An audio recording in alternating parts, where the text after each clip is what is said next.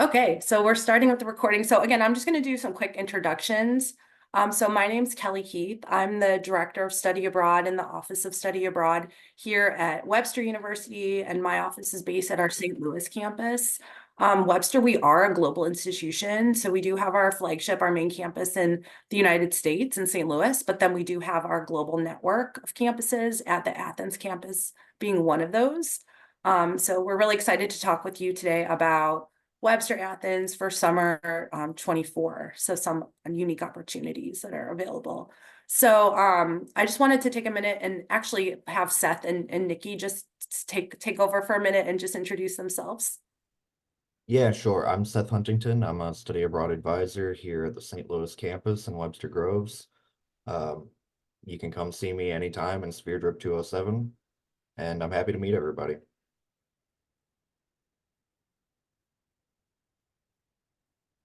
Nikki, would you say a word? Um, I am sorry, we are experiencing these technical difficulties, and they're from two different places. Dineskias is trying to log in, but the registration process is not allowing her to. And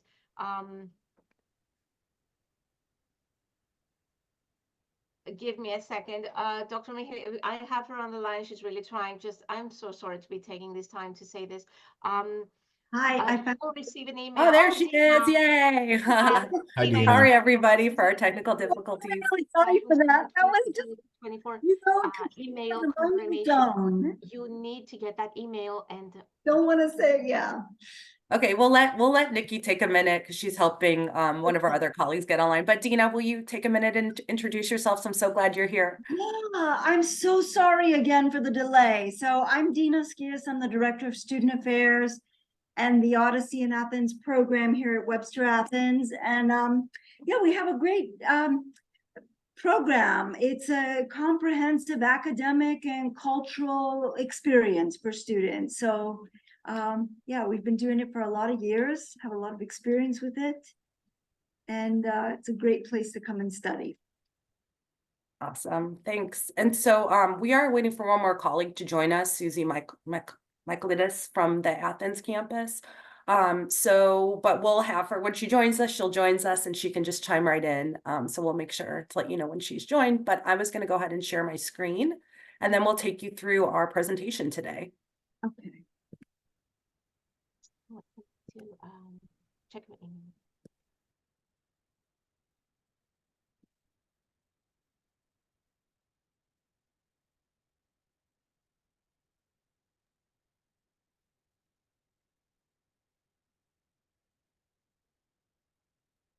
Okay, can everybody see that?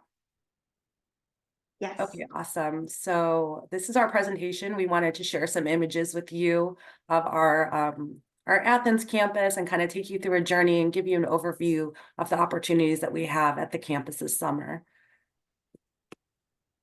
So I'm going to actually turn it over to Dina to go through these next slides. Thank you, Kelly. Yeah. Sure. So as we said, it's a comprehensive academic and cultural program. So it immerses students in the Greek experience. And, Greece is a natural destination for study abroad, no matter what you're studying. It's the birthplace of democracy and Western civilization, as you know. Greece has given many contributions to theater and major mathematical principles, medicine, the Olympic Games. I mean, it's like endless. So again, it's an ideal destination for study abroad, no matter what your field is. The country has a very rich history and culture. The students really love the food as well. And I don't know if you've ever heard of this term, but a few years ago, some scientists were trying to find areas around the world where people were living a very long life, beyond 100. So they labeled these regions around the world as blue zones, quote unquote. And they were known for people living way beyond 100, centennials. So some of those destinations are also on the Greek islands. And it's not just that they're living well beyond 100. These people are in very good physical, mental health. They have a very active social life. So it's just something to state in case you never heard of it. Athens is a very modern city, but just walking around the immediate neighborhood of where the university is located, it's like an open classroom experience. So we'll talk about the location in just a second, but just so you know that. The people here are very warm and hospitable. They go out of their way to kind of find out who you are. They're very curious about, visitors to the country. Most of the people do speak English.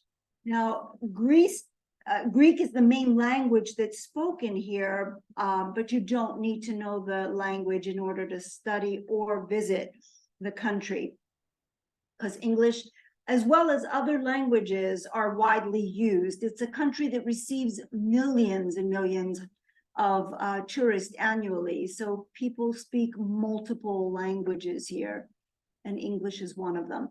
It's also an easy country to get around in.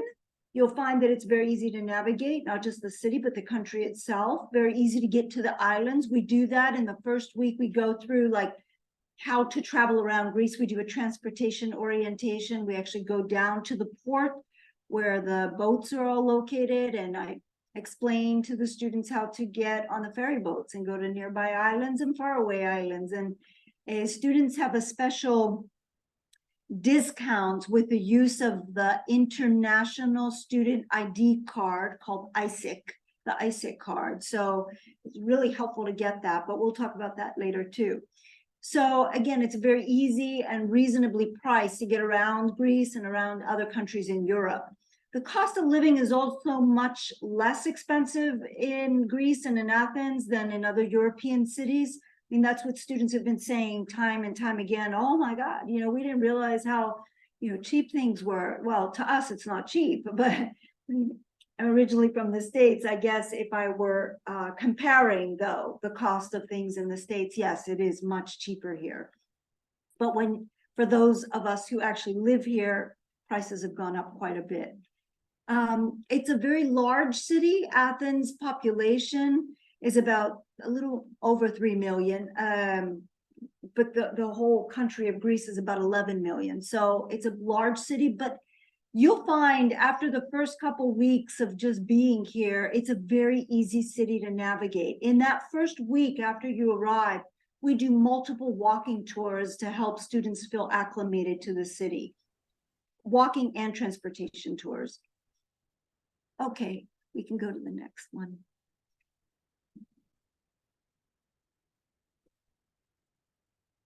So we happen to have a great location. We talked about Greece being a popular destination for study abroad, and our location happens to be excellent for that as well. This is our main academic and classroom building, administrative building. It sits right below the Acropolis. It sits on a pedestrian walkway, and adjacent to this building, where most of your classes will be held, is where our university apartments are located. They're right next to the building and right around the corner from there. So students live in shared apartments. They're fully furnished. They have a kitchen, bathroom, laundry facilities, except for dryers. We don't have dryers here in Greece, just the washing machines. You hang your clothes out on a drying rack to dry. There's Wi-Fi, internet in the apartments, air conditioning. They're very nicely convenient, clean, and very greatly located. Everything's within walking distance of here. So you have the closest grocery stores are less than, there's 3 of them in the area. It's less than about a 3-minute walk. Adjacent, like 2 blocks away from where we're located, is the pedestrian walkway called Ermou Street, and that's where all the stores are located. The nearest metro station is a 5-minute walk, and the Acropolis itself is a 10-minute walk to get to the Acropolis. It's amazing. So then on the left-hand side here is a picture, an image in the background of our cultural center and library.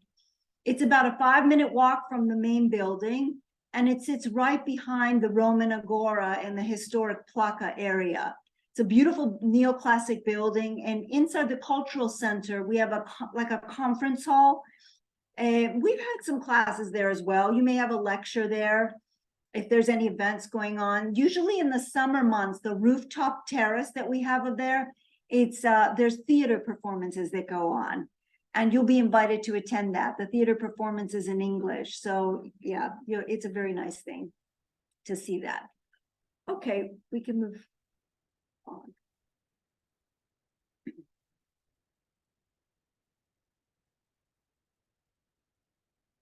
These are just some student testimonials from last summer's group, from two students, one from SUNY Geneseo and one from New York College of Technology.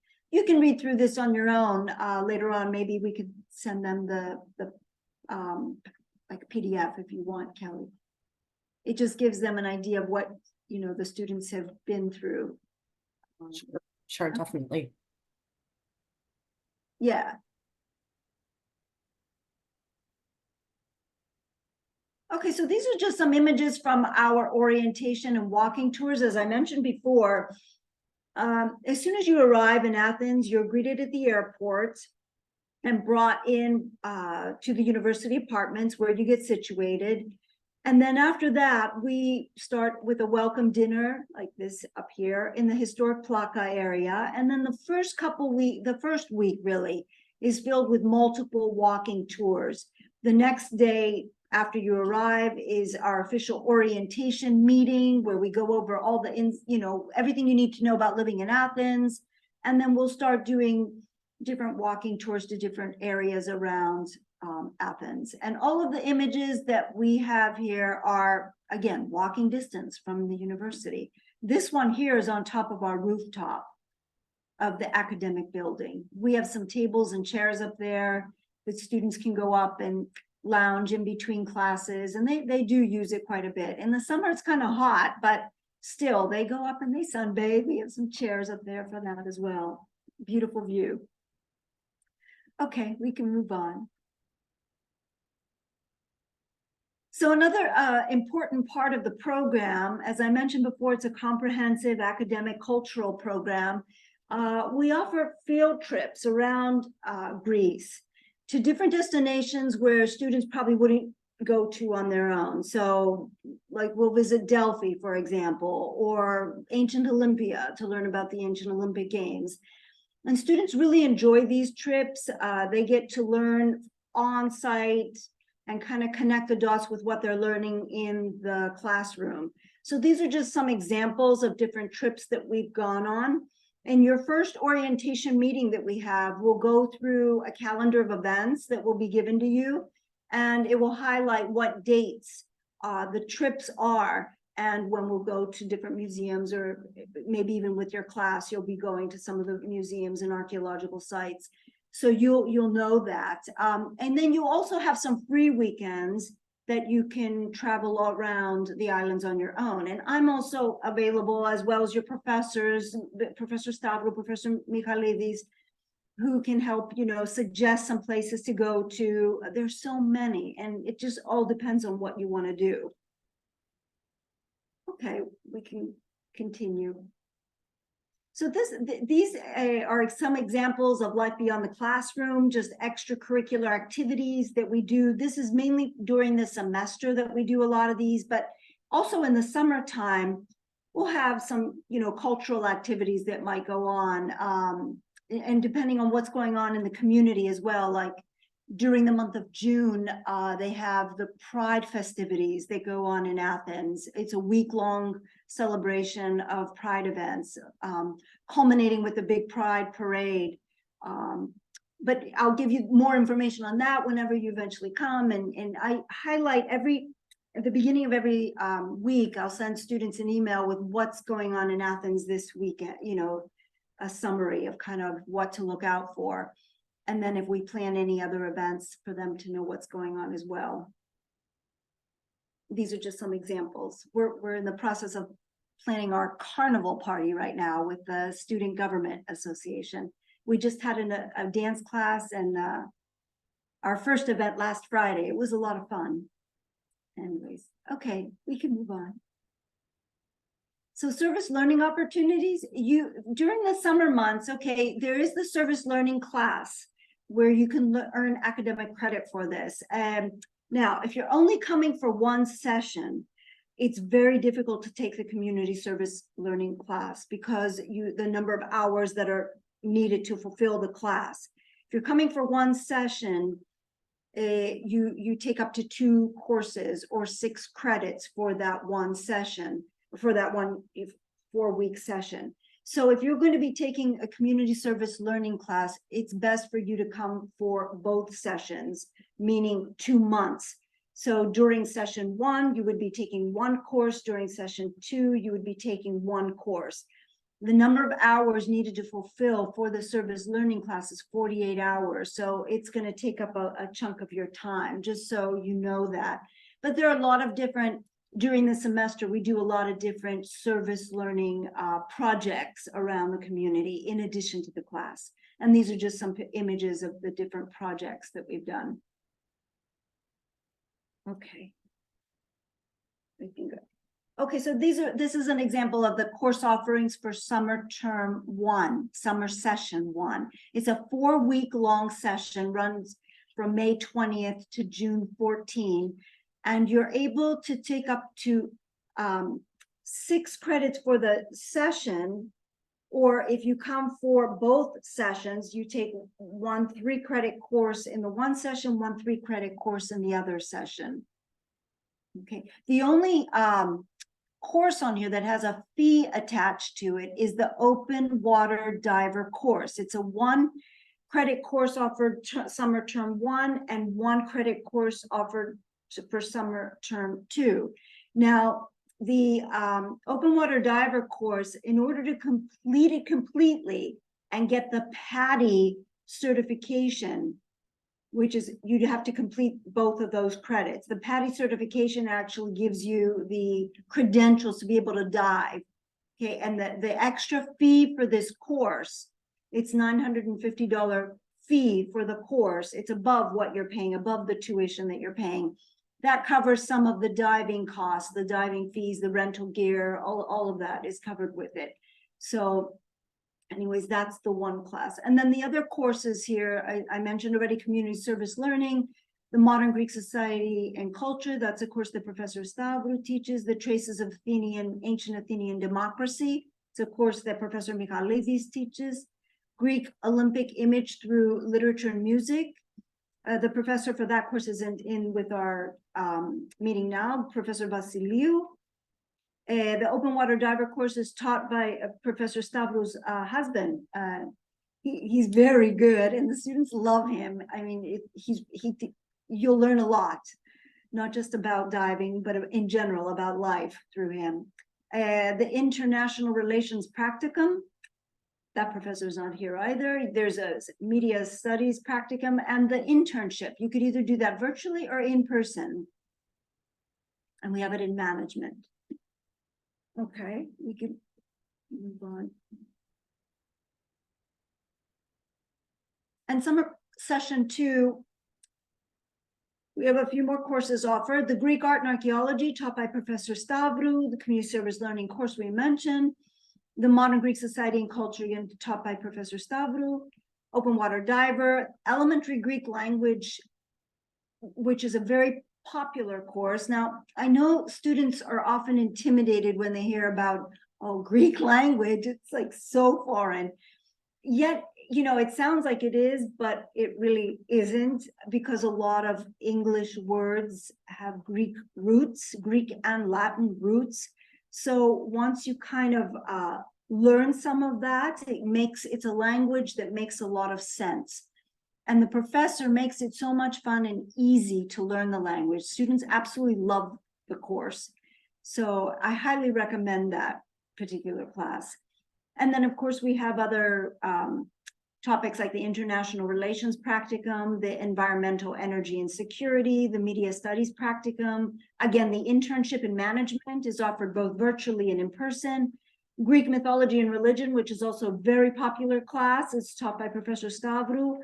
And the Greek War of Independence, which is taught by Professor Michailidis. It goes over the more modern Greek history from the Greek War of Independence and onward. Okay. I think that's that part of it. Thanks, Dina. I wondered if Nikki or Susie would want to say anything about the courses that are being offered this summer. Okay.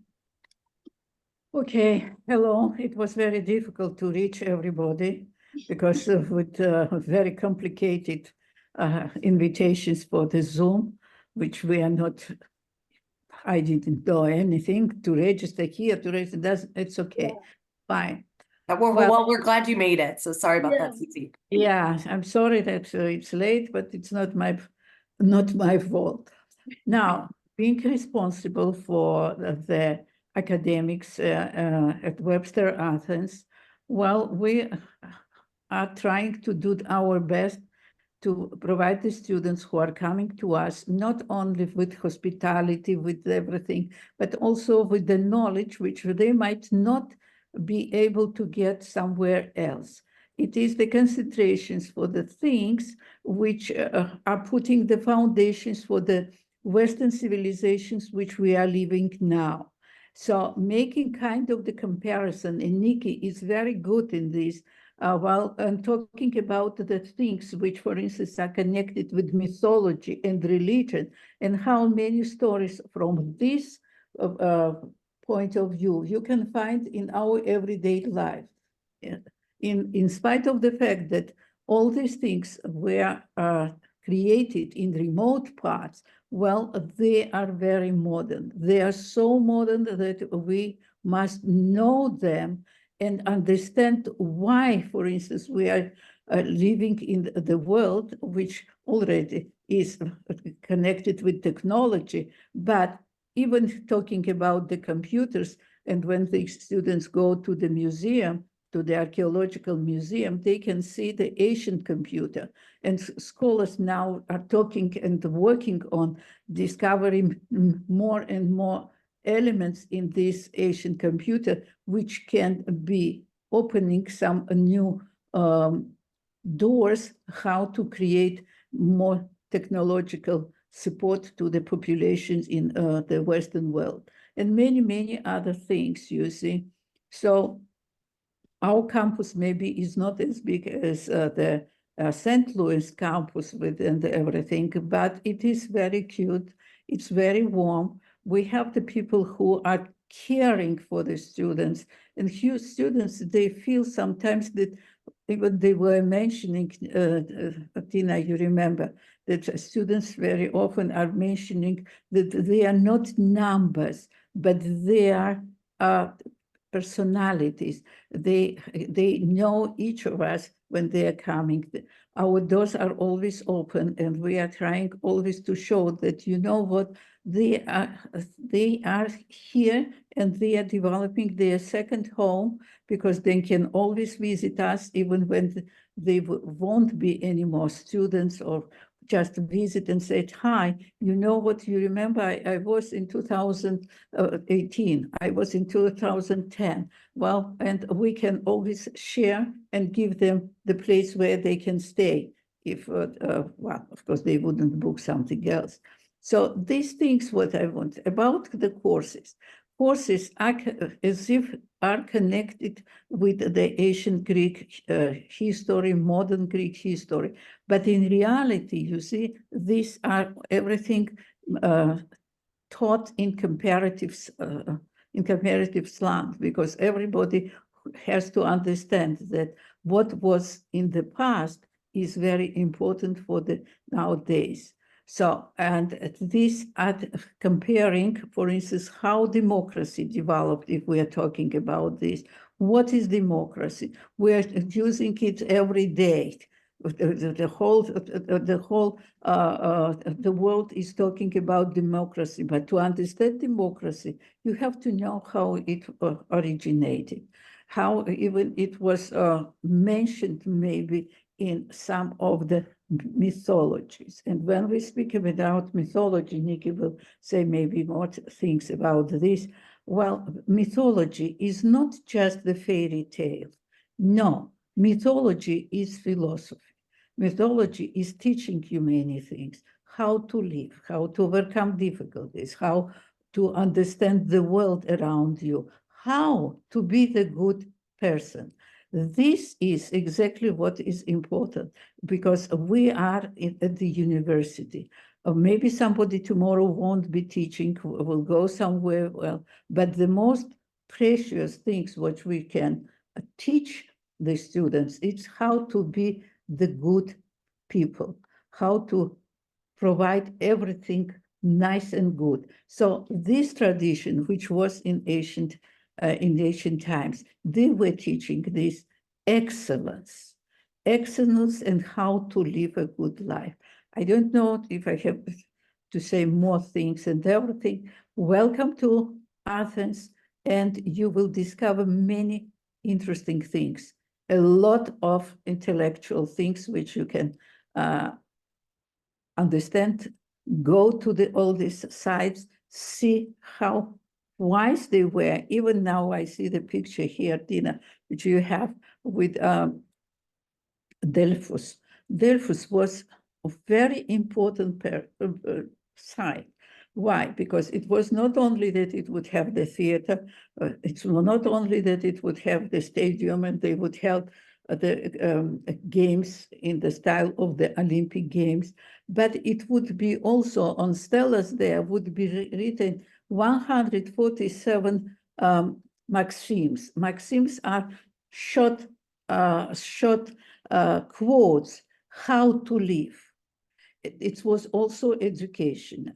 There you can also find, well, we all love music of different kinds. There, on some stelas in the museums, you can find also the notes, how the notes in music were created. Well, we have to speak about Pythagoras. It's not only philosopher, he was also a musician, mathematician, and very important man for his time, and how we are also having him with everything. Thank you very much. Well, and welcome to Greece again and again. Okay. Thanks, Susie. Nikki, did you want to say anything about your courses? Sure, absolutely. Thank you. Sure. Dina and Dr. Michailidis have covered me with their wonderful presentations. Let me just grab a phrase from what Dr. Michailidis was saying, that our campus is not that big, but basically we like to say here that the Parthenon and the ancient Agora is our campus. Basically, at least 7 UNESCO World Heritage sites are within 1 mile radius from our college. And 3 of our planet's most important museums are within a 2-mile radius. So basically, all these wonderful places are our campus. And when those kids come and they just, you can see it in their face, they feel that they have just become part of this ancient history and it's all around them. And this series of courses that we have created is all about that. It's about diving into this fascinating world of Greek history, art, and culture. It's like a journey from the ancient times of the Greek world until this very day, which is, I think it's very, very important. We always try to focus on full immersion in the beauty of Greek culture, art, and architecture, to create this deep appreciation for this rich cultural heritage we call Hellenism. And throughout these courses, and we're talking about the art and archaeology course and the myth and mythology, all the other courses that have to do with Hellenism, we cover ancient Greek thought, philosophies. We talk about the ancient Greek societies, their culture, development of history, of archaeology. We talk about mythology, art, the whole mosaic of the Greek civilization. And it's important to note that we're not just looking at the ruins and those wonderful heritage, the temples. We are connecting the dots, like Dina said, between the ancient narratives and the ancient architecture to the modern world. We are delving into contemporary Hellenism as well. We explore literary giants like Nikos Kazantzakis, the author of 3 Oscar winner Zorba the Greek, Nobel Prize winners like Odysseus Elitis or Seferis. And basically, we weave together ancient Greek mythology with modern mythology. So this makes this academic journey more captivating and current. And most importantly, we build cultural bridges that connect the United States with Greece. That's all I wanted to say. And you know what? Right now we have some our students we're just in the beginning of the term, and we see their excitement. We see how they love it here, and it is actually very rewarding. It's not just any other class, any other course. We're so excited to be sharing all this information with them and to be part of this journey, because we're always, when they're here, we don't rest. We are 24/7 at their disposal for absolutely anything they might want. This is their journey, and we're here to make it even more rich and vibrant and complete. That's all I wanted to say. Great, thank you, Nikki. That's wonderful. We'll keep moving on then.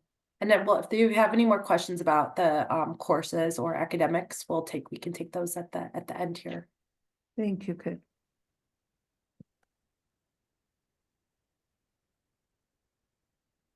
This is just a video that we have about the program. So again, I can share this presentation with everyone if you want to watch it and see more of what the group does.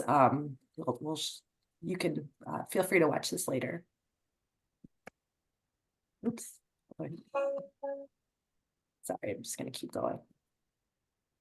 Just a few quick kind of follow-up, wrap-up items, things that you might want to think about if you're considering going abroad this summer to Athens. And these are considerations across all programs too, but the program costs, we know we get questions about program costs.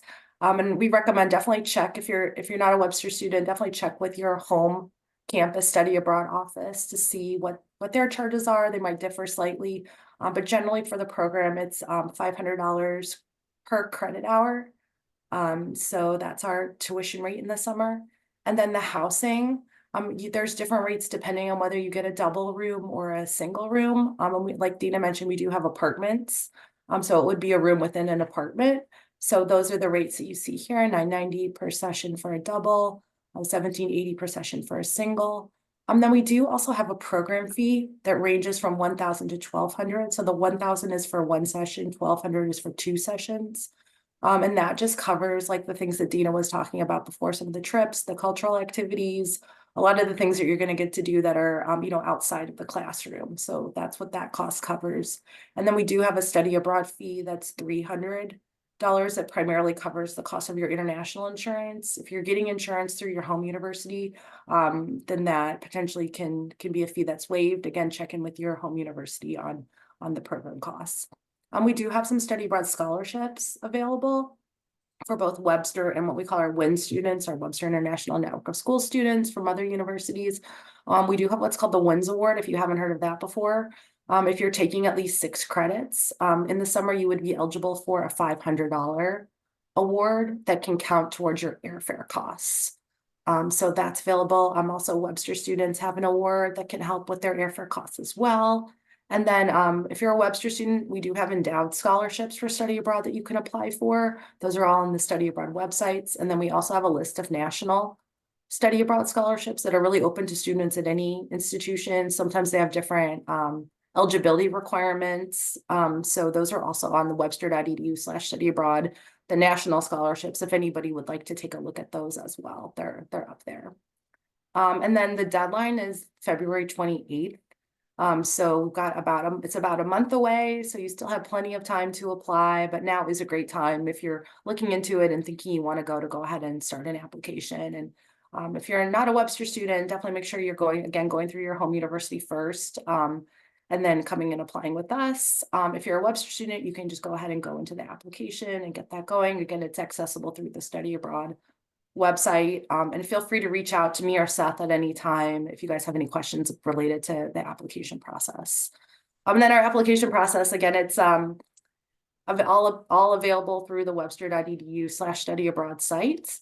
If you are a WIN student, so non-Webster student, it's kind of a two-part process. You'll have to get be admitted as a non-degree student. So we can get you like a Webster user ID, a Webster password, a Webster ID, and then you'll go into the study abroad application. So there are a few more, like just one additional step if you're a student in that category. We do ask you for like a copy of your passport, to fill out a few questionnaires. Again, if you're a WIN student, you'll have to get an authorization form from your study abroad advisor. So just a few different things that you need to do, but nothing that should take too long to complete. So, but again, it is a good idea to have a few weeks to work on it. So again, let Seth and I know, or if you guys have any questions related to the application process, we're happy to help you with that. And then just thank you. So thank you for coming today. We appreciate it. We're really glad that you guys came. I left the contact information for our office here in St. Louis. We do have Worldview at webster.edu. We check it multiple times a day. If you have any questions, that's just our general email for inquiries. I put our phone number here. You can call us anytime. So feel free to be in touch. But I was gonna stop recording and stop sharing my screen and then just kind of turn it over to see if there were any questions that anybody had. And you can put those in the chat, or you can go ahead and turn on your video or your audio, and feel free to ask anything. So I'll go ahead and stop recording and stop sharing.